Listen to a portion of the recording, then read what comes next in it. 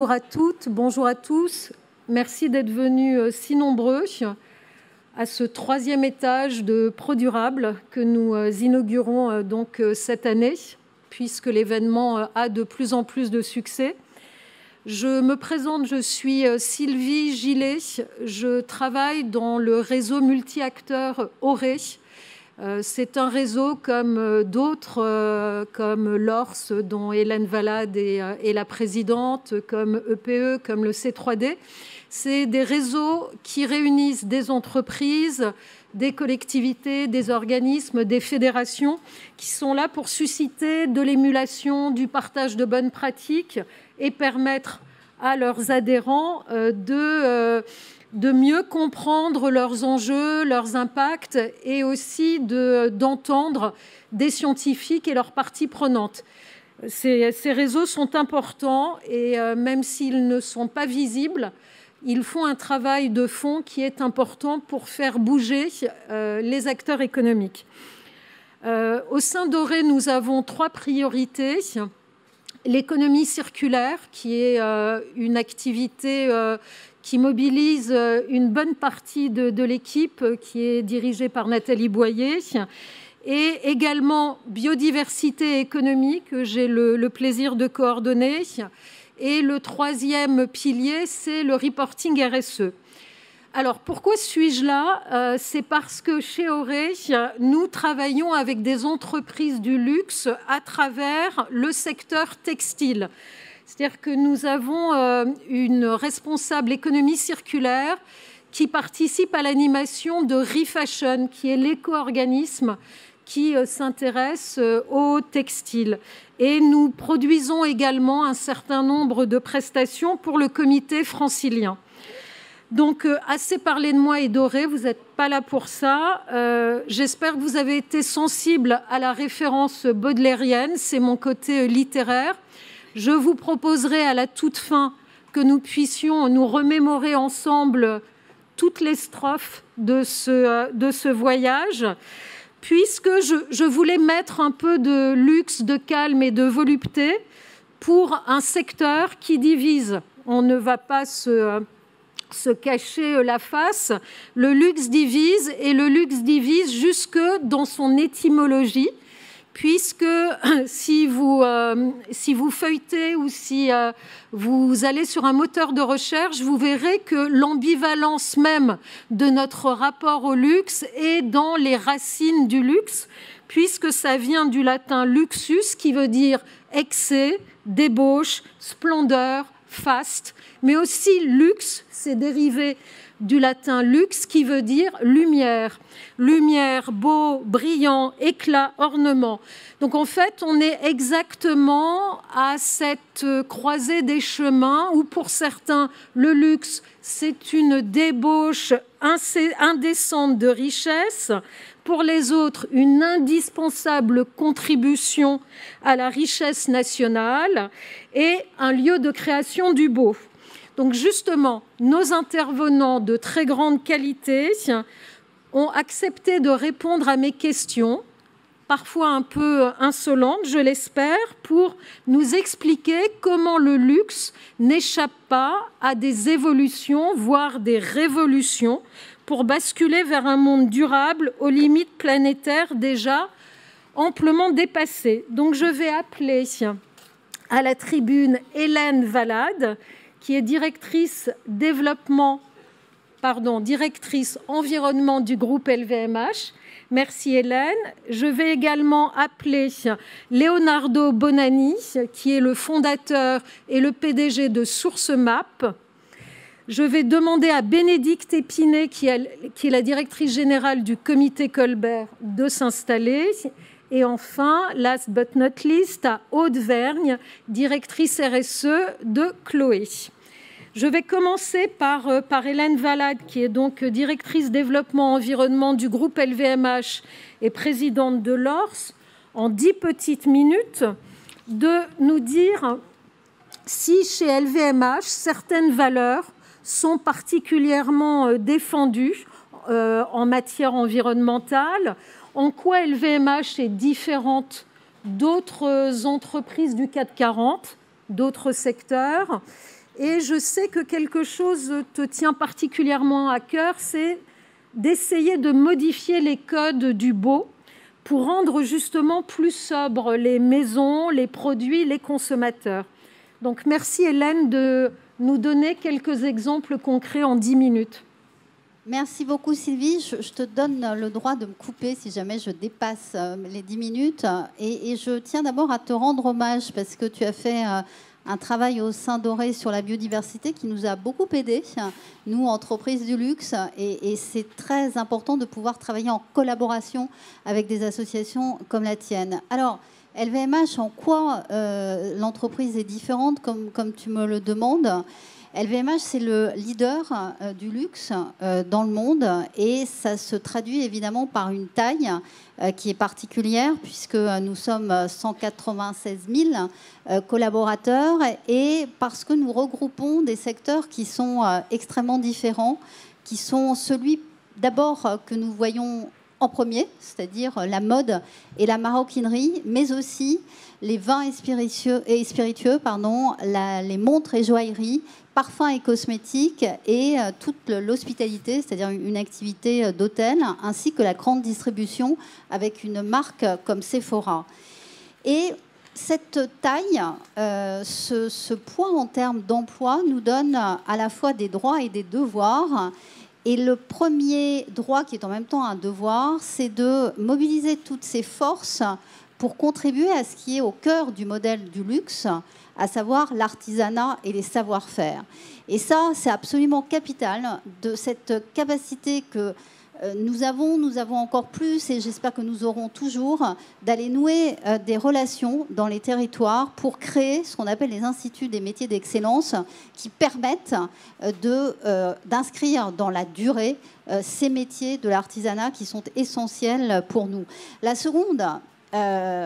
second impact de cette taille, c'est évidemment la contribution à l'emploi. Et c'est probablement cela où les choses sont assez stratégiques, puisque on a, par exemple, sur 2022, recruté 60 000 personnes, ce qui n'est pas rien. Donc cette contribution à l'emploi, à l'économie, cette contribution, en effet, comme tu le disais, à l'image de la France dans le monde, grâce à ce secteur du luxe, elle est aussi tout de même au cœur à la fois de nos enjeux et de nos préoccupations. Et puis, et c'est pour ça que je suis très heureuse et je suis fière de parler de ce groupe, c'est que 75 maisons, passez-moi l'expression, c'est un terrain de jeu extraordinaire pour l'économie circulaire. Comment, par exemple, je peux aller prendre les déchets de raisin de l'activité vin et spiritueux pour en faire de la teinture naturelle, végétale, pour la mode et maroquinerie. Comment je peux aller chercher des chutes de cuir pour faire en sorte de construire des objets qui vont décorer des hôtels. Et là, j'avoue que les possibles sont absolument infinis, puisque entre tous ces secteurs que je vous ai cités tout à l'heure, il y a des synergies qui sont incroyables et qui permettent de nous entraîner avec modestie, parce qu'on sait très bien que c'est très compliqué, mais vers des modèles très différents, notamment celui de l'économie circulaire. Et puis, il y a un autre impact dont là aussi je pense qu'il va falloir qu'on le pousse jusqu'au bout, c'est que une telle taille, une telle position de leader, je vous disais tout à l'heure que ça donne des devoirs parce que ça veut dire derrière une capacité d'entraînement, une capacité d'influence. Et cette capacité-là, cet entraînement, cette influence, il faut savoir la mettre sur les bons sujets et notamment celui de la contribution à l'impact positif, j'y reviendrai tout à l'heure, mais aussi à faire évoluer ce qui est peut-être au fond notre raison d'être, la définition elle-même de la beauté. Qu'est-ce qui est beau ? Qu'est-ce qui est beau ? Est-ce que le beau, c'est en effet tout ce qui est absolument lisse, parfait, carré ? Ou est-ce que c'est des choses qui peuvent émaner du recyclé, de l'upcyclé, etc. Et quand on a commencé, ça fait maintenant déjà 3-4 ans, à proposer des objets issus d'autres manières de faire, c'est-à-dire de l'upcycling. Virgil Abloh, qui était un designer extraordinaire de Louis Vuitton, qui a disparu malheureusement depuis un an, qui a lancé et qui a vraiment donné ses lettres de noblesse à cette économie circulaire dans le luxe, puisqu'il a créé des sneakers uniquement upcyclés. Et puis après, voilà, ça a permis de déclencher quelque chose qui, aujourd'hui, concourt à une définition de la beauté extrêmement différente. Le sustainable est désirable, l'upcyclé est désirable, le recyclé est désirable, et on le voit dans un certain nombre de nos objets, y compris dans le packaging. On dit souvent, et à juste titre, que le packaging dans le luxe est très important parce qu'il faut que ça soit lourd. Voilà. Parce que c'est lourd que ça serait luxueux. Bah non. Voilà. Donc comment faire bouger ça ?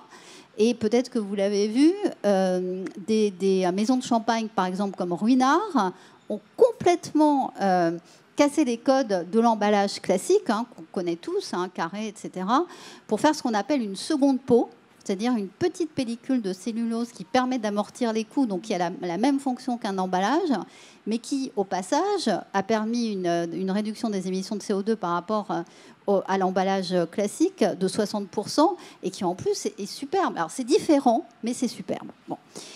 Autre chose, du coup, pour vous donner des exemples extrêmement concrets, il y a au cœur de LVMH, moi j'y suis depuis 3 ans, donc j'ai encore cette capacité d'étonnement assez fraîche, la volonté, en effet, tu as utilisé ce mot de valeur, de se structurer autour des mêmes valeurs et de ne pas hésiter à les répéter.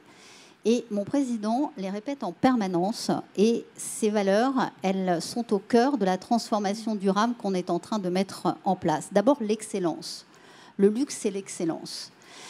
J'ai compris la signification de ce mot excellence lorsque, il y a 1 an maintenant, je suis partie à Rome pour faire une opération de nettoyage, figurez-vous, des jardins romains avec le président de Fendi. Le président de Fendi qui arrive le matin, fait une grande introduction pour dire que c'est important de se lancer dans ce type d'opération. Et puis, bon, après, on y va, tout le monde, on prend nos sacs, on ramasse les mégots dans les jardins, les capsules, les trucs terribles, les capsules de bière, etc. Et puis, le temps passe, et à 17h, il était encore là.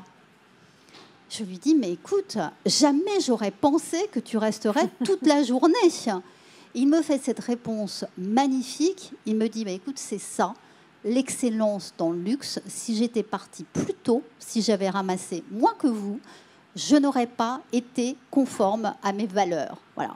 Donc c'est ça qu'on a chevillé au corps, cette notion d'excellence, et qui aujourd'hui se transforme en véritable force supplémentaire, parce que c'est ça qui permet d'avoir des objets qui se transmettent de génération en génération. Vous n'allez pas retrouver un sac Vuitton dans une décharge.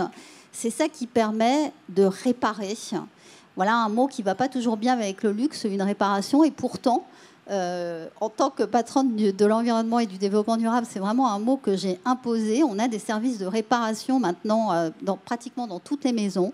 On répare plus de 100 000 pièces par an, que ce soit d'ailleurs dans la mode et maroquinerie, dans les valises, etc.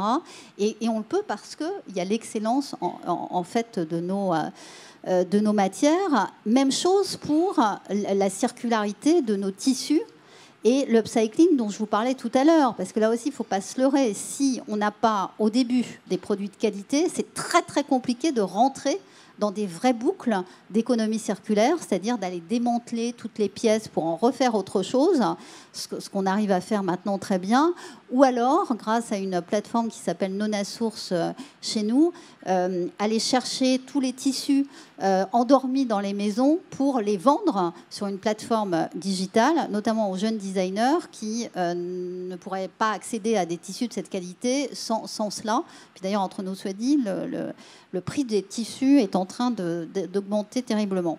Deuxième valeur qui est aussi J'espère qu'il n'y a que 2 valeurs, parce qu'il te reste 2 minutes. 2 minutes. Alors, je vais essayer de les résumer très vite. La créativité et l'innovation. Voilà les maîtres mots, en effet, de nos designers, mais aussi de la transformation vers le modèle durable. On a besoin d'inventer autre chose. On a besoin d'inventer des nouveaux matériaux. Vous avez peut-être vu cette semaine que nous avons annoncé via une maison de joaillerie l'utilisation des diamants de synthèse. Bon. Et puis, il faut travailler là-dessus, c'est-à-dire faire des ACV en permanence pour savoir si ces nouveaux matériaux ont vraiment un impact meilleur que les matières dites classiques. Donc, voilà, être toujours dans cette créativité, dans cette innovation. L'esprit d'entreprise, le risque, il faut prendre des risques pour faire de la vraie transformation durable. Et puis enfin, pardon, parce qu'autrement je vais me faire attraper, la quatrième valeur qui a rejoint les trois précédentes depuis 2 ans et demi, c'est s'engager pour un impact positif. Et ça veut dire quoi, ça ? Ça veut dire non seulement limiter l'impact de notre activité, mais essayer d'apporter des impacts positifs. Et si tu m'accordes encore une seconde, on incarne cela dans une vraie révolution que j'aime vraiment décrire, parce que je vais voir sur le terrain comment ça se passe, qui est celle de l'agriculture régénératrice. Tous les produits de LVMH viennent de la nature, tous. C'est pas compliqué. Et si je tenais ce discours de réalité, c'est qu'en fait, nous sommes un groupe d'agriculteurs et d'éleveurs, hein, puisque voilà, le lien avec la nature est complet. Comment peut-on accompagner nos fournisseurs, accompagner les agriculteurs, accompagner les éleveurs dans un modèle d'agriculture régénératrice? Je ne sais pas si vous savez ce que c'est, mais c'est un modèle qui modifie les pratiques agricoles classiques, non seulement par des fertilisants naturels, mais surtout par la fin de la monoculture. Comment je peux réintroduire des arbres, des haies, dans les vignobles, dans les champs de coton, etc. Et nous faisons cela maintenant un peu partout, avec encore un passage à l'échelle qu'on n'a pas complètement trouvé, mais qui commence à se généraliser. Et ce qui est génial dans la biodiversité, dans cette bataille sur la biodiversité, c'est qu'on peut la gagner, c'est-à-dire qu'on mesure des résultats positifs pratiquement au bout de 2 ans, notamment sur l'amélioration de la qualité des sols. Voilà notre contribution à l'évolution, j'espère, positive de la planète. Merci beaucoup Hélène pour ce bouquet d'exemples concrets et c'était très inspirant et très sincère. Je vais maintenant passer la parole à Bénédicte Épinay, qui est la déléguée générale du comité Colbert. Vous allez nous dire quelques mots sur ce comité Colbert, qui est également un réseau discret, comme le luxe aime à l'être, mais qui justement met en mouvement tous ces acteurs si particuliers et pourtant directement questionnés par leurs parties prenantes sur leurs impacts. Et donc, est-ce que vous pourriez nous dire de manière sincère et authentique si toutes les maisons se sont senties obligées d'engager des évolutions en faveur de la responsabilité sociétale et environnementale? Alors, j'aime pas trop le terme obligé, mais je vais y revenir juste après. D'un mot, le comité Colbert. Alors, j'espère qu'on n'est pas aussi discret que vous le dites et que les gens connaissent un petit peu le comité Colbert. Donc, c'est une association qui a été créée en 1954 par Jean-Jacques Guerlain, 15 membres fondateurs, 15 maisons de luxe françaises fondatrices et aujourd'hui 93 maisons, dont beaucoup de maisons du groupe LVMH et Chloé ici présente. Et voilà, on est en 54. L'idée, c'est de restaurer le soft power de cette industrie à l'étranger, mais déjà de participer à la préservation des savoir-faire. Alors, pour répondre à ta question, oui. Mais ce n'est pas par une obligation, c'est par une conviction. Nos maisons sont absolument convaincues et elles le sont en fait de longue date. Parce que quand je reprends, alors moi je suis comme Hélène, je suis arrivée à 3 ans, donc je suis encore dans la bonne surprise. Mais quand je reprends l'histoire du comité Colbert, on a commencé à parler de RSE dans les années 2000. Donc c'est assez lointain et moi j'ai des comptes rendus de réunions où on parle déjà de RSE dans les années 2000. En fait, tout a commencé avec Grenelle 1 et Grenelle 2, donc pour les plus anciens 2009-2010. Ensuite, 2011, on a mandaté l'agence de notation Vigeo de réfléchir avec nous, de savoir qu'est-ce que doit être le développement durable quand il s'agit de luxe. Est-ce que ça doit être un développement durable particulier? Est-ce qu'il doit y avoir une adaptation du développement durable au luxe? Et on est arrivé, alors on est assez proche des valeurs que tu citais, Hélène. Vigeo a conçu avec nous, enfin on a atterri sur la définition de 4 valeurs propres au luxe qui étaient l'esthétique, l'exigence, la pérennité et le respect. Je trouve que c'est bien en résonance de tout ce qu'on dit aujourd'hui, alors que nous sommes en 2011. Donc il y a quand même un petit moment de cela. Et à partir de la fixation de ces 4 valeurs, nous avons défini, toujours avec Vigeo, 15 objectifs précis à destination de nos maisons. Alors évidemment sans contrainte, parce que au comité Colbert, j'ai envie de dire c'est open bar, hein, on n'a pas de contrainte, en fait chacun fait un peu ce qu'il veut, mais malgré tout, chaque 2 années, il y avait pas une forme de contrôle, mais on interrogeait nos maisons, où est-ce que vous en êtes, dites-nous, qu'est-ce que vous avez mis en place, et voilà, et donc on se tenait au courant. Moi je prends mon job il y a 3 ans, et je me dis, on est à la tête finalement d'un petit trésor de guerre, de tout ce que font nos maisons depuis maintenant une petite dizaine d'années, et pourquoi ne communique-t-on pas dessus? Et donc on a pris la décision de faire alors je voulais apporter, évidemment on ne va pas le feuilleter ensemble, mais de sortir un premier rapport RSE. Vous trouvez tout ça sur notre site internet en open source, donc vous allez pouvoir le feuilleter. On l'a appelé carnet d'inspiration, donc là on est en 2021, parce que l'idée, comme toujours au comité Colbert, c'est le collectif. Donc on a des grandes maisons comme Chloé, comme les maisons d'LVMH, qui sont évidemment très avancées, très matures sur ces questions, mais on a aussi des petites maisons qui ont besoin d'être motivées, d'être inspirées, qui n'ont pas forcément chez eux des directions RSE, alors aujourd'hui beaucoup plus, mais qui n'ont pas forcément des directions RSE organisées, structurées avec des collaborateurs. Donc carnet d'inspiration pour inspirer nos petites maisons. Et puis, l'année dernière, on a participé à l'Université de la Terre. Et là, on s'est dit, il faut que... Donc, le carnet d'inspiration distribué à nos parties prenantes, donc 1500 exemplaires. Et là, on s'est dit, il faut s'attaquer à plus grand et parler au grand public. Comment est-ce qu'on peut dire au grand public que nos maisons, les maisons du comité Colbert, le luxe français, fait des choses, est actif. Et est actif sur tout le long du cycle de vie du produit. Hélène a cité un certain nombre d'exemples, mais depuis le sourcing jusqu'à la prévente, en fait, sur chaque étape du cycle de vie des produits, il se passe des choses, et il se passe beaucoup de choses. Ça a été, moi, une profonde surprise. Et donc, on a publié ce magazine titré voilà, le luxe réinvente le cycle de vie des produits, et on l'a publié en asilé avec les Échos, du coup une diffusion plus large et distribué largement à l'Université de la Terre. Donc tout ça pour vous dire qu'on est rentré dans une phase de communication parce que nos consommateurs nous le demandent, les employés le demandent, les investisseurs le demandent, le politique aujourd'hui le demande. Donc en fait, on est face à des injonctions absolument multiples. Et donc, nos présidents, puisque toutes les décisions sont prises collégialement, ont décidé qu'il était aujourd'hui temps de prendre la parole sur ces sujets. Merci Bénédicte. Donc justement, à partir du moment où vous prenez la parole, où vous publiez des rapports qui sont publics, je me rappelle d'un Connaissance des Arts très bien fait également que vous avez coordonné. Du coup, ces mots vous sont opposables. C'est-à-dire à partir du moment où vous dites, vous devez apporter la preuve de ce que vous dites.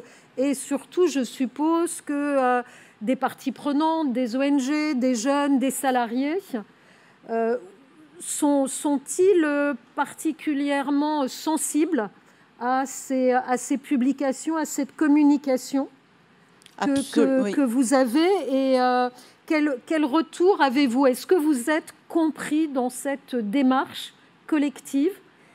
Voilà, alors on est savoir... absolument compris, enfin, en tout cas je l'espère, c'est le ressenti qu'on a en participant à des événements comme celui d'aujourd'hui, comme l'année dernière à l'Université de la Terre. À la fin. À l'Université de la Terre, on avait même un petit stand dans lequel on montrait des produits éco-conçus de nos maisons. Et j'avoue que les gens étaient assez interpellés de se dire « Ah, mais le luxe aussi !» Mais oui, le luxe même d'abord, j'ai envie de dire. On est tous, enfin Hélène en a parlé, Aude va en parler aussi, on est tous entrés, toutes nos maisons sont entrées aujourd'hui dans une stratégie d'action.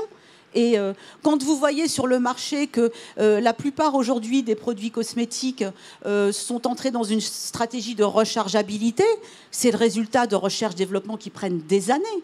Quand Hélène vous parle des déchets qui sont aujourd'hui réutilisés, ça ne se fait pas du jour au lendemain.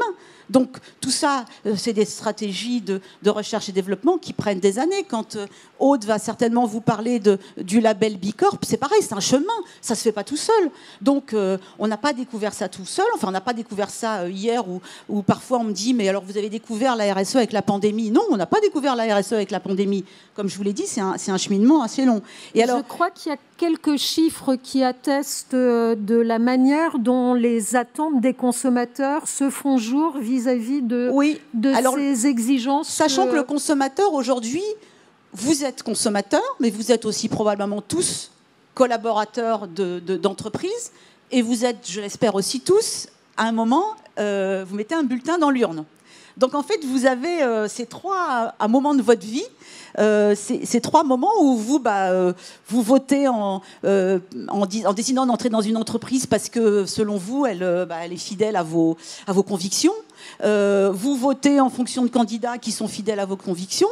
Donc en fait, on a trois personnalités en une. Alors évidemment, quand on interroge les consommateurs, effectivement, on a fait une petite enquête à l'IFOP qui montrait plusieurs choses intéressantes. 77% des Français, 88% des Américains et 90% des Chinois, notre surprise, très honnêtement, c'était le chiffre très élevé chez les Chinois, considèrent qu'acheter un produit de luxe est un bon investissement sur le long terme, parce qu'il dure, parce qu'il est réparable, voilà, et parce que peut-être un jour, ils vont pouvoir le transmettre à leurs enfants.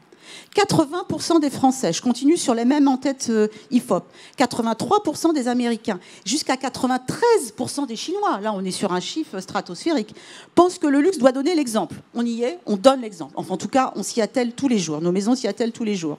Chez la clientèle chinoise, l'environnement est même le premier item cité quand on parle d'excellence française. C'est-à-dire que les Chinois nous reconnaissent une forme d'excellence, s'agissant des produits de luxe, en parlant d'environnement. Donc voilà, 70% des Français, 83% des Américains, 91% des Chinois disent privilégier l'achat de produits de luxe parce qu'ils sont éco-responsables. C'est des chiffres. Aujourd'hui, l'ESG, alors RSE, ESG, est un critère numéro 1 pour un collaborateur quand il choisit une entreprise, et il le met à égalité avec le niveau du salaire. Alors peut-être aujourd'hui avec le télétravail, bon, on va savoir. Mais voilà, en tout cas, salaire, engagement de l'entreprise à égalité. Et selon Bain, les entreprises qui ont une politique RSE bien identifiée sont mieux valorisées en bourse. Donc en fait, effectivement, on est face à tout un tas d'injonctions. Et puis j'ajouterais l'injonction législative. Il faut savoir qu'aujourd'hui, c'est aussi une de nos missions collectives au comité Colbert. Nous avons une mission d'advocacy auprès des pouvoirs publics à Paris comme à Bruxelles. Nous sommes aujourd'hui, donc vous savez tous, si vous êtes intéressés à ces questions, que nous sommes en plein milieu du Green Deal européen. Nous sommes face à 150 projets de loi ou régulations qui ont été déposés à Bruxelles. Donc de toute façon, l'injonction, elle est là. Et si on peut la devancer, tant mieux. En tout cas, on l'accompagne.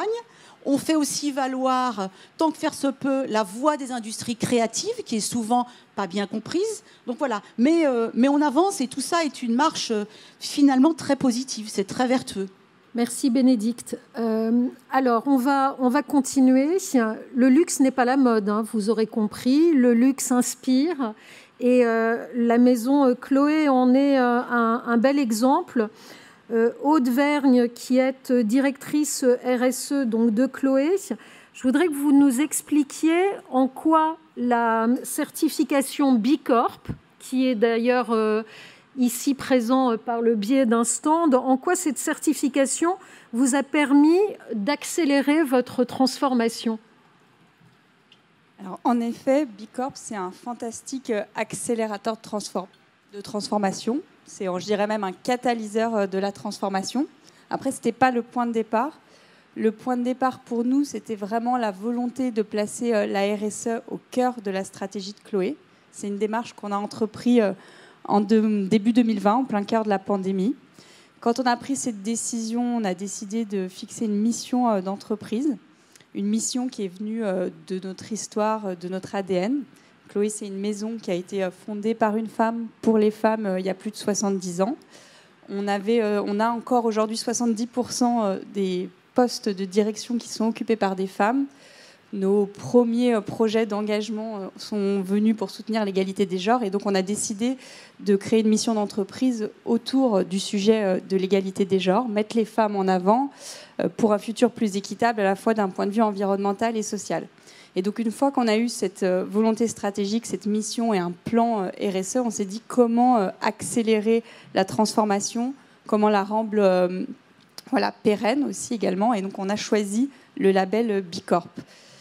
Pour nous, c'était vraiment le bon choix d'accélération de catalyseur pour différentes raisons. Alors, je ne sais pas si vous êtes très familier de la certification, mais je vais rappeler quelques points. D'abord, c'est une certification qui est très holistique. Elle touche tous les aspects de la vie de l'entreprise, la gouvernance, les collaboratrices et les collaborateurs, l'environnement, les communautés et même les clientes. Donc, on a vraiment tous les aspects, tous les départements qui sont touchés, et ce, à tous les étages, on va dire, de l'entreprise, des boutiques au siège, aux filiales régionales. Donc c'est très complet.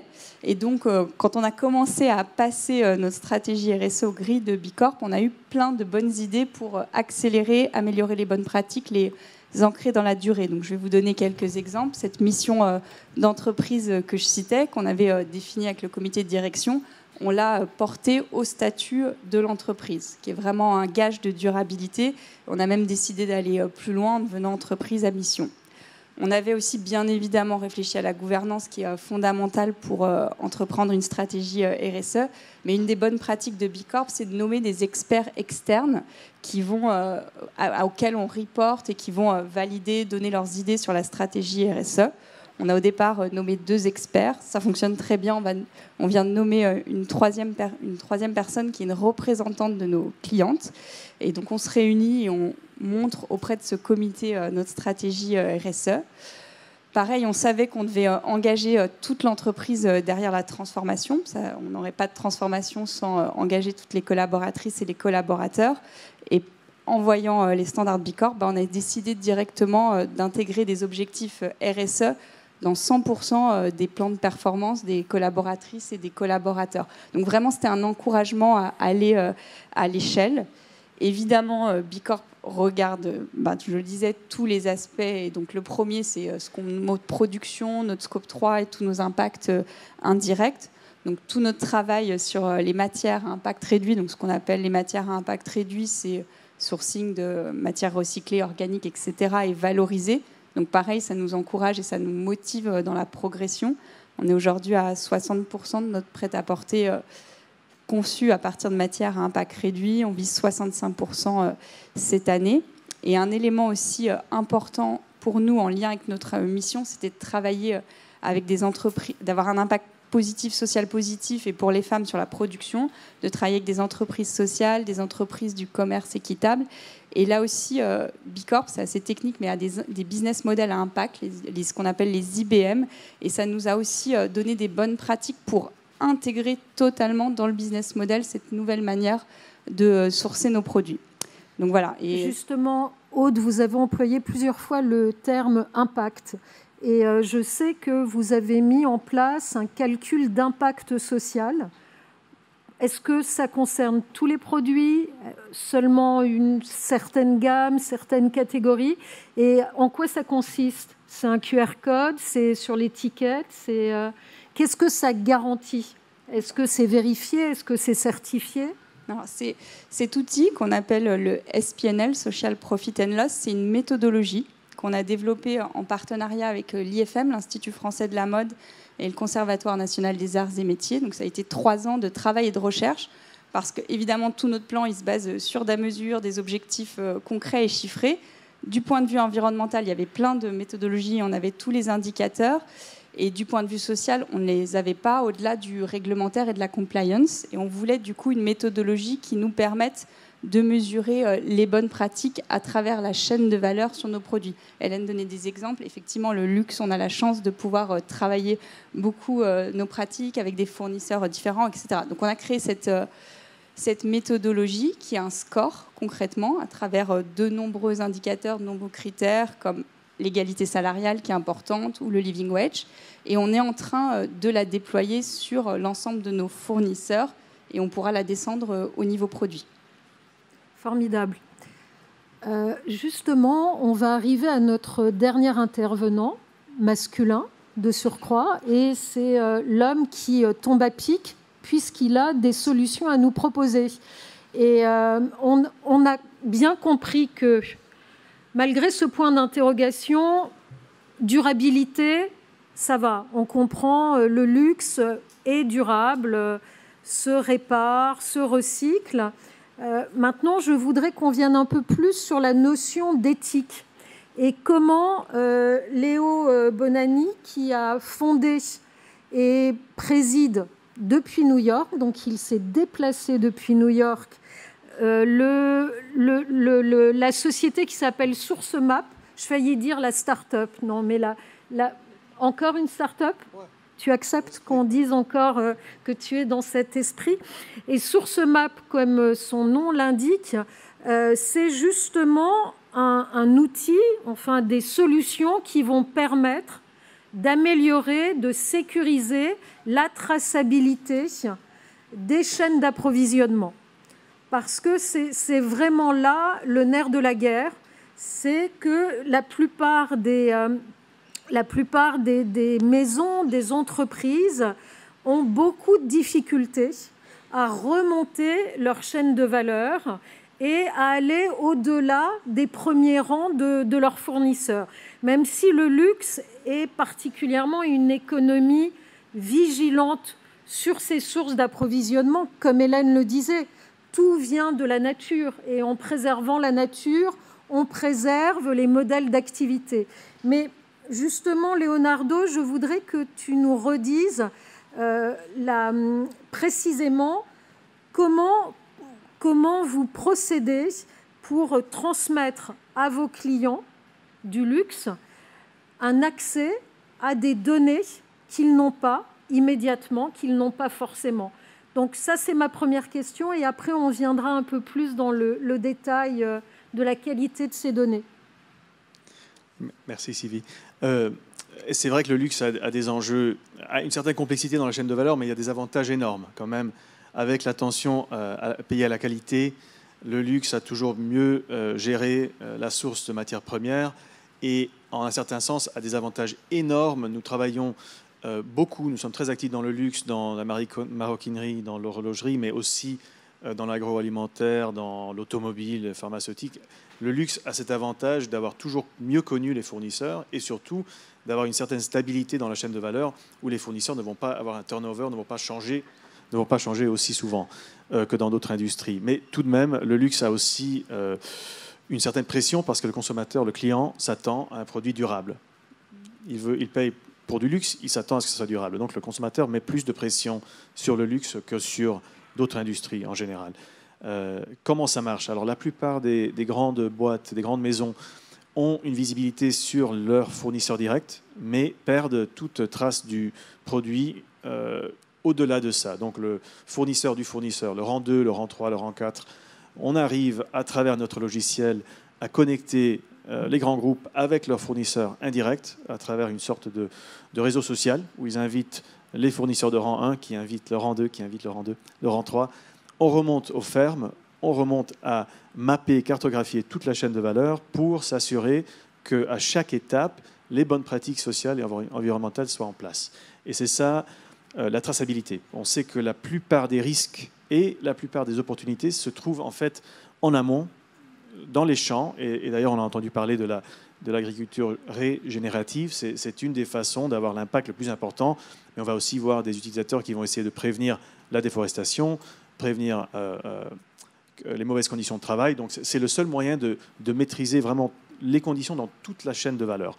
Et le luxe est en un certain sens un pionnier, est capable déjà de tracer une grande partie des matières premières certifiées, bien contrôlées, avec une qualité qui remonte à la ferme, et est une des premières industries à pouvoir vraiment étendre la traçabilité sur toutes les matières premières, non seulement les plus chères ou les certifiées, mais tout le reste. Et vous avez des groupes qui achètent des produits agricoles, des produits synthétiques, des métaux, des pierres précieuses.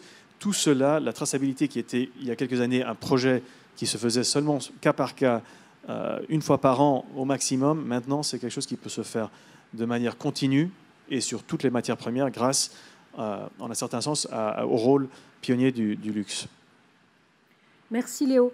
Donc, vous êtes un fournisseur de données. Ces données sont obtenues, je suppose, par satellite, enfin j'imagine, mais c'est comme la recette du Coca-Cola, tu ne vas pas vouloir nous expliquer comment vous procédez, mais on a des données qu'il va falloir vérifier et ensuite Une fois qu'elles sont collectées et vérifiées, vous remettez ces données à vos clients, aux clients du luxe. Et est-ce que vous suivez ce que font vos clients des données? Ça m'intéresse.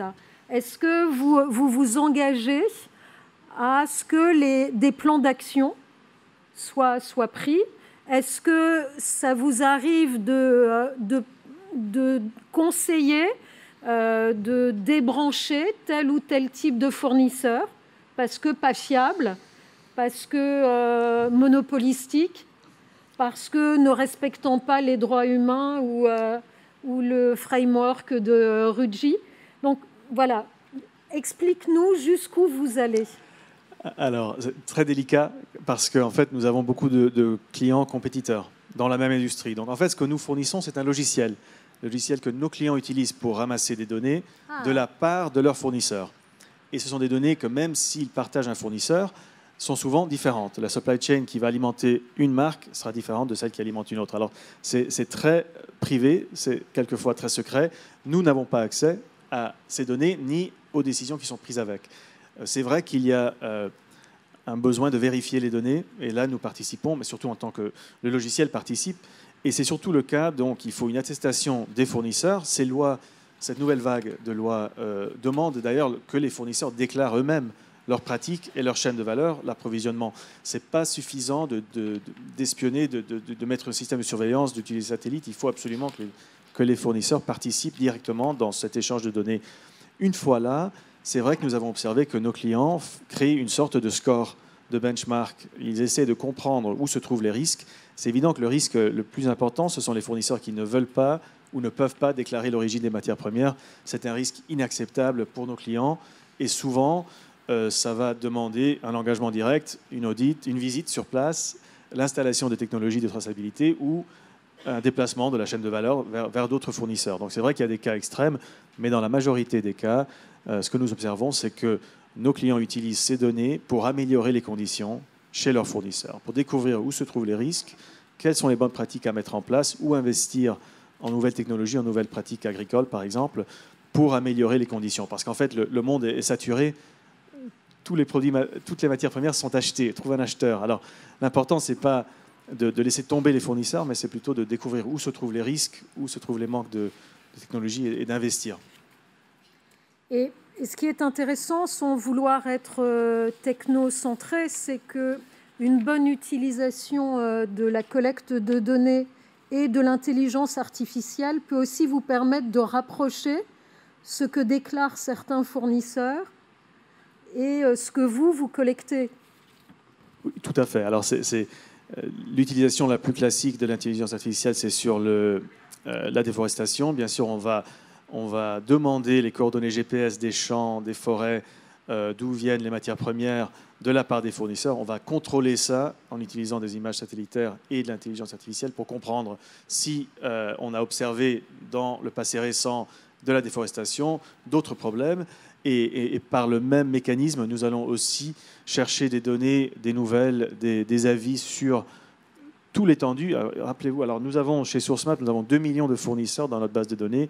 Chacun de nos clients en découvre, une marque découvre en moyenne 50 000 fournisseurs qu'ils ne connaissaient pas auparavant. 50 000 fournisseurs à auditer de façon virtuelle. Ça ne se fait que virtuellement, ça ne se fait que digitalement. Et de cette façon, en utilisant ces nouvelles technologies, c'est possible. Merci. C'est assez vertigineux. Donc là, ce que je vous propose, c'est de prendre un temps d'échange. J'espère que ces témoignages très concrets, sincères, vous permettront de répondre à la question que nous posions à l'occasion de cette table ronde. Donc on va prendre la première question. Oui, monsieur. Et on répondra de manière groupée à 3 questions. Bonjour à tous les 4. Merci pour cette conférence. Raphaël, cofondateur de Circulaire. Donc on voit que ça avance vite et fort dans le secteur du luxe. En même temps, si on se fie à certains chiffres, notamment de la Fondation Ellen MacArthur, le luxe reste émetteur à hauteur de 6% des émissions de gaz à effet de serre au niveau mondial, responsable de 20% de la pollution industrielle des eaux.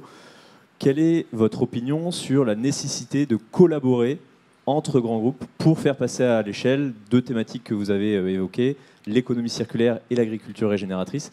Et est-ce que vous sentez aujourd'hui que des groupes qui se font la compétition depuis des décennies sont prêts à échanger sur leur chaîne de valeur, sur leurs bonnes pratiques liées à ces 2 thématiques-là? Merci. On va prendre plusieurs autres questions. Là, Constance, oui.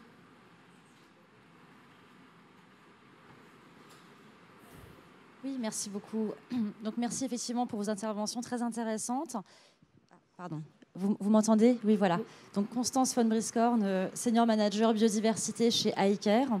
Donc, justement, j'aurais voulu savoir dans quelle mesure vous estimez suffisant l'engagement des maisons du luxe sur la biodiversité et comment vous percevez l'accélération depuis peut-être, je dirais, 2019 sur ce sujet et comment vous voyez aussi l'avenir du positionnement du luxe et de la contribution positive du luxe sur ce sujet et vers un monde plus nature positive. Merci. Merci Constance. On prend 2 questions. Alors, il y avait Madame au 2e rang, oui. Bonjour. Moi, je voudrais me placer du point de vue du client. Quand j'achète je vais prendre par exemple un vêtement, quand j'ai une étiquette, j'ai un lieu d'assemblage et une liste de matières.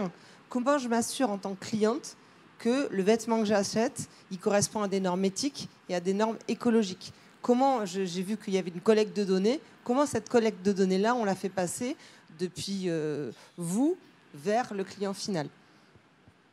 Merci. Et une dernière question. Pardon? Non, on va répondre tous ensemble. Je préfère qu'on purge les questions et après on finira. Parce que... Oui, allez-y. Bonjour, Mathilde Taviano. Moi, je suis dans les achats responsables, durables et inclusifs. Et j'ai une question assez technique, justement, pour les différentes maisons. Mettez votre micro plus proche, oui. Une question un peu technique entre les différentes maisons, les consortiums, SourceMap. Il y a des données qui se recroisent, des données qui sont confidentielles. Et est-ce que vous pourriez nous partager une belle expérience de mise en commun de données, par exemple, qui a pu rendre possible la remontée d'une chaîne de matières premières particulièrement difficile, particulièrement opaque, et où là, justement, c'est la force du secteur du luxe qui a permis de créer toute une chaîne plus vertueuse. Dernière question. Merci. Que de dames dans l'Assemblée. Il y avait Raphaël. Bonjour, merci beaucoup pour la conférence. Je suis Célia Roussin, je suis fondatrice de Pépites Raisins, on circularise des raisins. Une question sur les modèles marketing qui sont aujourd'hui au cœur des business models et de la désirabilité des marques de luxe. Comment on les fait évoluer pour les amener sur un nouveau beau, une pensée circulaire, des limites planétaires? Merci. Merci. Donc, je propose d'abord que, Hélène, si tu veux bien, tu répondes à la question de comment intégrez-vous la biodiversité chez LVMH. Tu as fait le voyage pour ta première COP biodiversité, alors que tu avais fait toutes les COP climat, et tu as été très active pendant cette COP biodiversité. Et j'aimerais que tu nous dises quelques mots de comment ça vous a permis d'accélérer vos engagements pour atteindre ces nouveaux objectifs qui ont été fixés aux États, mais il y a des cibles spécifiques pour les acteurs économiques. Ensuite, on parlera de coopération avec Léo et Bénédicte, prépare-toi à répondre à la question de l'impact climatique du luxe et quelles actions vous prenez. Voilà. Alors, merci pour cette question sur la biodiversité, parce qu'on n'est jamais interrogé sur la biodiversité. On est interrogé sur le climat, mais pas sur la biodiversité. Alors que moi, je considère que dans les entreprises de luxe, c'est l'enjeu le plus matériel, en fait. Et je pense, en effet, que les choses sont en train d'évoluer fortement. D'abord, parce qu'il y a une prise de conscience de l'interaction entre les produits du luxe et la nature. C'est peut-être... basique de dire ça, mais voilà, pour imaginer qu'il y a bien une vache derrière un sac à main, il faut faire le lien, parce qu'on n'est pas quand on regarde des vitrines, on n'imagine pas tout ce qu'il peut y avoir derrière. Bon. Et donc c'est ce à quoi je me suis employée en premier, voilà, à recréer cette perception de l'interaction entre nature et nos produits. Ensuite, je crois qu'il y a également la nécessité absolue d'avoir le courage, c'est pour ça que je parlais d'esprit et de risque tout à l'heure, de bannir des choses, de bannir dans le sourcing, justement, des lieux qui sont déjà soumis à de la déforestation, à un risque de stress hydrique extrêmement fort, etc. Donc un certain nombre de nos maisons, notamment pour le cuir, ont banni le sourcing du cuir dans certaines régions d'Amazonie parce qu'elles avaient été identifiées comme étant problématiques. Bon. Au regard de ces critères de déforestation dont je parle et de stress hydrique. Et puis, il y a bien sûr ce que moi je considère comme le travail classique, c'est-à-dire de limiter les impacts négatifs le plus possible. Et ça, enfin, toutes les normes et tout nous aide à faire ça. Mais là où l'enjeu, à mon sens, est beaucoup plus fort, c'est de chercher à avoir cet impact positif.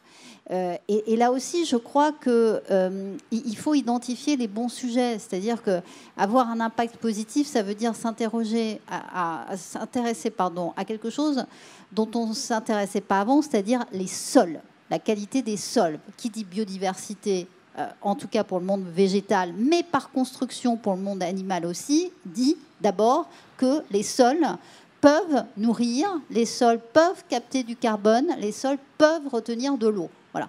Donc comment on fait pour arriver à faire de la régénération de ces sols? Et là, c'est pour ça qu'encore une fois, moi je reste très modeste parce que c'est assez révolutionnaire. Ça demande énormément d'accompagnement, de formation de nos fournisseurs. Je suis allée en effet voir certains fournisseurs de coton, notamment en Turquie, comment ça marchait. Je suis allée en Amazonie parce que nous avons pas mal de partenariats avec l'UNESCO pour améliorer la qualité des sols et pour créer des pépinières de biodiversité. Voilà, donc tout ça prend du temps, mais je pense que cette mobilisation-là, elle est absolument nécessaire. Et comme je me permettais tout à l'heure de parler de l'influence de LVMH, c'est vrai que moi j'ai aussi découvert ça. C'est-à-dire quand j'ai parlé de ces sujets à Montréal l'année dernière, mais j'ai eu un effet d'entraînement incroyable. Et pas mal de personnes qui sont venues me voir en me disant mais si vous avez commencé, il faut qu'on y aille, si vous pouvez nous aider, etc. Voilà, donc c'est une chaîne positive qui demande énormément de temps, d'investissement et de mobilisation, mais qui vaut tellement le coup que voilà, moi j'encourage tout le monde à prendre ce chemin. Merci Hélène. Alors je vais proposer à Aude de répondre à madame qui disait j'ai une étiquette. Et qu'est-ce qui me prouve que... voilà, est-ce que tu pourrais nous parler de ce fameux passeport digital que vous essayez de mettre en place? Et moi, ça me fait toujours très bizarre. J'ai vu sur certaines pièces des prénoms qui apparaissaient sur l'étiquette. Je ne suis pas très à l'aise et je n'ai pas l'impression qu'en mettant un prénom, on va tout résoudre. Mais est-ce que par la blockchain qui pose d'autres problèmes, on pourrait arriver à remonter? Et qu'en est-il de ce passeport digital? Déjà, avant de donner l'exemple de Chloé... Il suffit que tu parles très proche. Très proche. Avant de donner l'exemple de Chloé, juste un petit point sur le contexte réglementaire qui évolue. Aujourd'hui, il y a la JOAGEC en France, déjà, qui oblige à révéler d'autres étapes de fabrication et de remonter jusqu'au tissage. Donc déjà, le réglementaire va permettre une amélioration globale de la situation. D'un point de vue Chloé, on travaillait déjà beaucoup sur la transparence et la communication auprès de nos clientes. Et donc, on est en train de développer des passeports digitaux. Concrètement, c'est des QR codes ou des puces scannables sur nos produits qui vont nous permettre de révéler toutes les infos de traçabilité et d'origine de nos produits.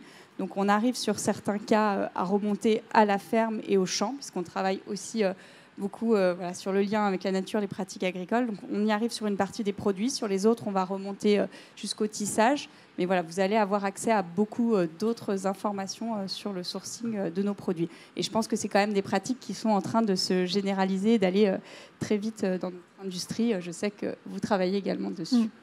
Sur le sourcing, et si je peux me permettre, Chloé aussi, Aude, pardon, n'importe quoi. Enfin, Aude, je peux me permettre aussi sur la performance environnementale de nos produits. Ça, c'est la grande révolution à venir. Pareil, par le même système, c'est-à-dire des passeports digitaux de nos produits, donc sur le sourcing, mais voilà, quand vous achetez, je ne sais pas moi, une robe chez Kenzo, combien d'émissions de CO2 a nécessité sa production, combien de consommation d'eau, etc. Donc ça, c'est des choses sur lesquelles on est en train de travailler, c'est-à-dire le passage de cette appréciation de la performance environnementale au global, appliqué aux produits. Voilà. Ouais. Et si je peux faire un petit ajout, on travaille également sur la suite de la vie du produit, donc faciliter l'authentification, la revente et la réparation. Donc c'est vraiment aussi une prise en compte sur toutes les étapes du cycle de vie des produits. Très bien. Bénédicte Piaf. Donc je voulais juste ajouter que à Bruxelles et à Paris, on est en train de réfléchir, mais depuis longtemps, sur c'est quoi un vêtement durable en fait. Et alors effectivement, il y a des matrix, mais au tout début des conversations, on était parti sur c'est un vêtement qui va résister à un nombre de lavages en machine. Mais en fait, on se trompe. Enfin, je veux dire, donc c'est beaucoup plus complexe que ça peut apparaître comme ça pour un consommateur dans un magasin. Voilà, c'est très complexe de dire c'est quoi un vêtement durable. Merci. Alors, justement, Bénédicte garde le micro et je voudrais qu'avec Léo, vous réfléchissiez tous les deux à l'existence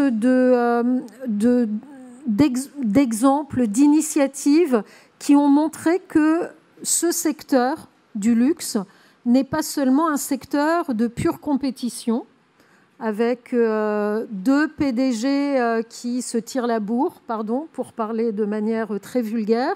Je veux dire, il y a, quand les enjeux sont cruciaux, il y a de la coopération.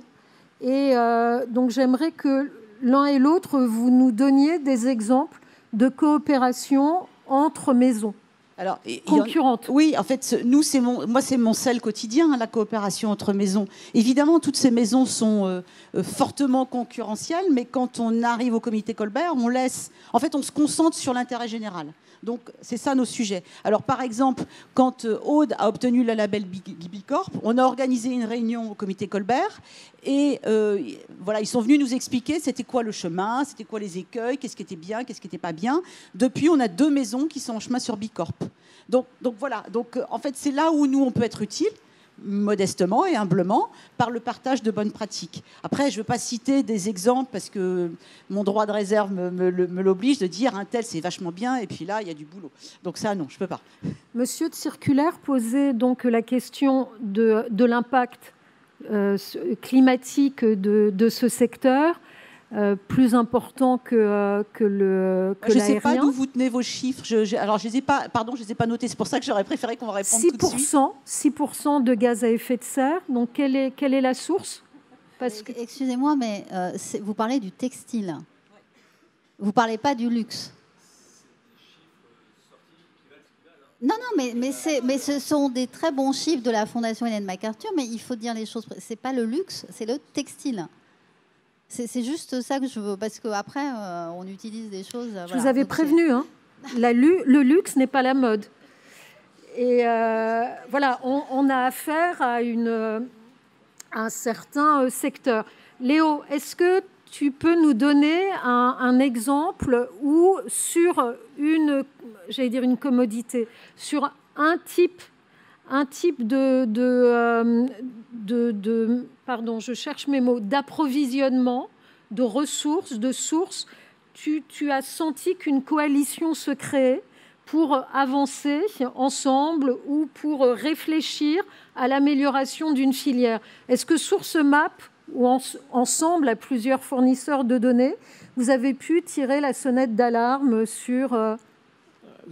Tout à fait. D'abord, ce qu'on remarque avec ce logiciel, comparé à d'autres logiciels de gestion des chaînes de valeur, c'est que nos clients ont intérêt à ce que la plateforme soit universelle sur tous les... qu'ils utilisent la même plateforme que la compétition, parce que c'est une plateforme qui est principalement utilisée par les fournisseurs. Donc on veut que la vie soit plus facile pour les fournisseurs, qu'ils puissent bénéficier de l'utilisation de cette plateforme, avoir accès à des marchés nouveaux, des primes, etc. Donc c'est une plateforme standard et standardisée, partagée. Et comme ça, les fournisseurs n'ont qu'à utiliser une plateforme pour communiquer avec tous leurs clients.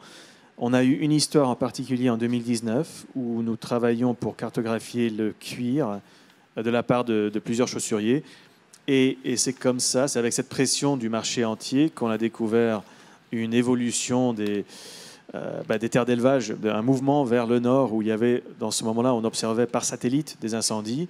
Et le résultat, c'était en 2019 un boycott de certains fournisseurs de cuir au Brésil qui ont poussé dans les 24 heures le gouvernement brésilien à imposer un moratorium aux incendies. Donc on a vu des effets, quand on les observe, c'est rare, mais quand on les voit, parfois très puissants, parce que c'est l'industrie entière qui communique à travers la traçabilité.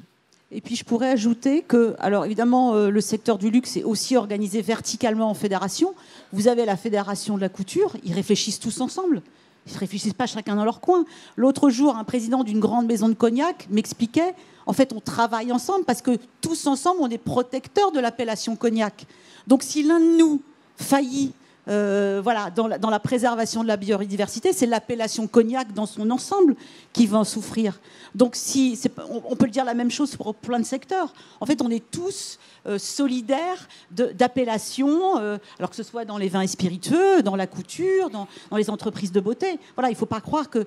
alors évidemment, après, chacun se trace sa route, mais quelque part, on est tous solidaires les uns des autres de terroirs, d'appellations, voilà.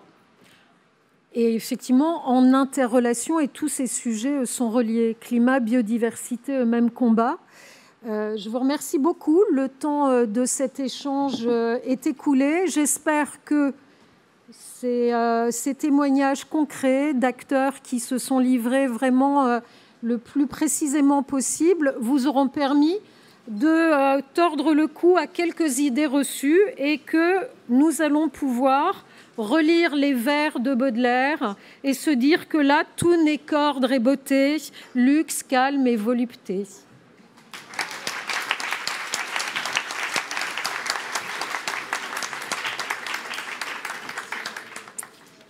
Merci beaucoup.